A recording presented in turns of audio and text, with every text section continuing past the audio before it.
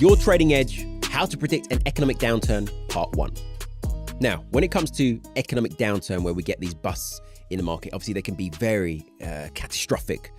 Businesses failing, people losing their jobs, people losing their houses, and other obviously catastrophes. But with those, with that downside comes potential opportunity, right?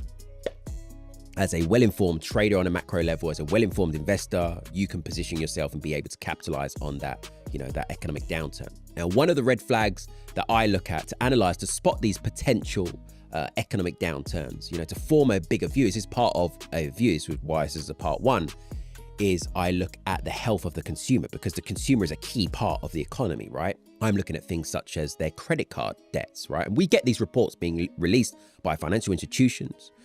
And what we've been observing over many months now, particularly if you look in the United States, is rising credit card debt. Now, with that rising credit card debt, of course, we have to pay interest back on that, right? And a lot of people have been spending out of their means, where we had this, boom, essentially, all this cash floating around in the economy, all this cheap money, people were borrowing during, obviously, from the COVID, go all the way back to 2020, COVID times, right? Where all this money has been pumped out into the economy. People taking it both hands and pumping out stocks, pumping crypto, all of that. They're spending out of their means, maxing out credit cards. And we've been seeing that over the recent sort of years. And as I say, over months, been intensifying.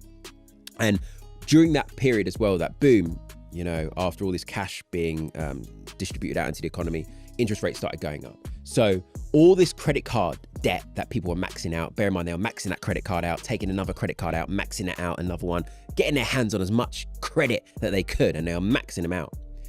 Now, with that comes high interest, especially on short-term debt such as credit cards. So they're paying a lot of interest back on that money that they've borrowed, right? They're spending out of their means. Now, what we're observing is Americans and consumers maxing out those credit cards and a number of credit cards, but delinquency rates have been creeping up. Okay, what's delinquency rate? Is this effectively, just in a nutshell, to put into a nutshell, layman's terms, people failing, not being able to pay back their debt. They're missing payments, right? So the delinquency rates have been creeping up. That's one red flag. At the end of the day, if people can't pay back their debt, that screams problems, doesn't it? Because then they're going to be failing on their debt, right? And then, of course, imagine, now this is thinking on the bigger level.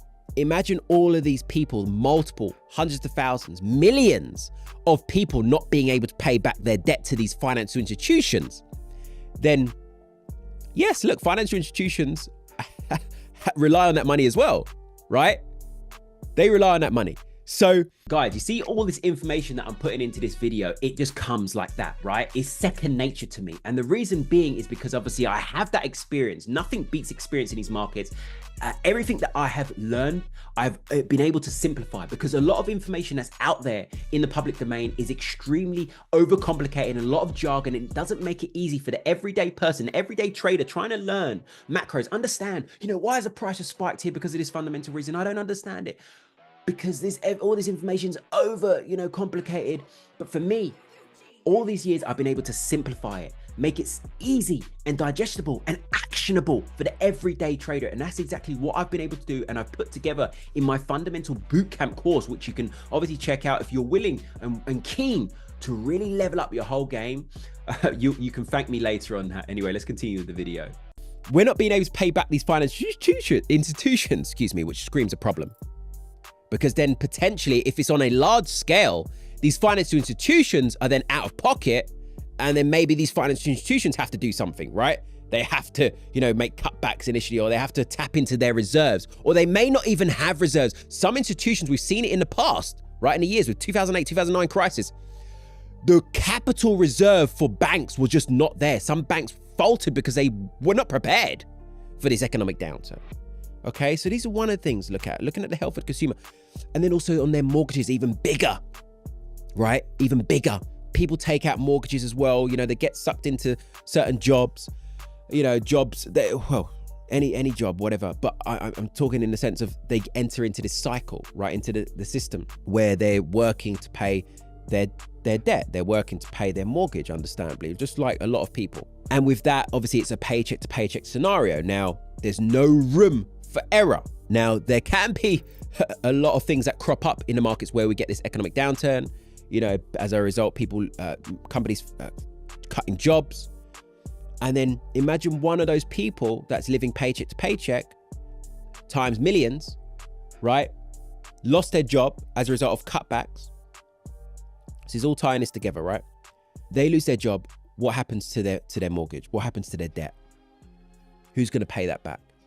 Now imagine that on a larger scale. Again, all these institutions have lent all that money to these consumers, and they're all failing on their mortgages. Houses getting repossessed, and bringing it back to my point is, again, delinquency rates are creeping up.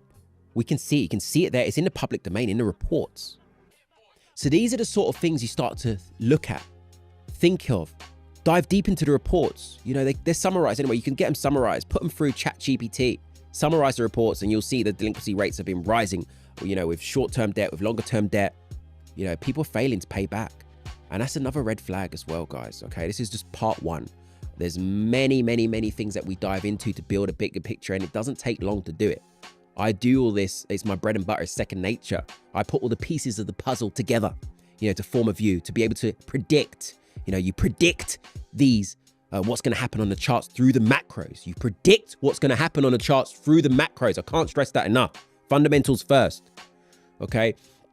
So in the next video, we're going to be diving deeper into other indicators, other red flags that you must educate yourself on and be aware of in this as we approach this new economic cycle.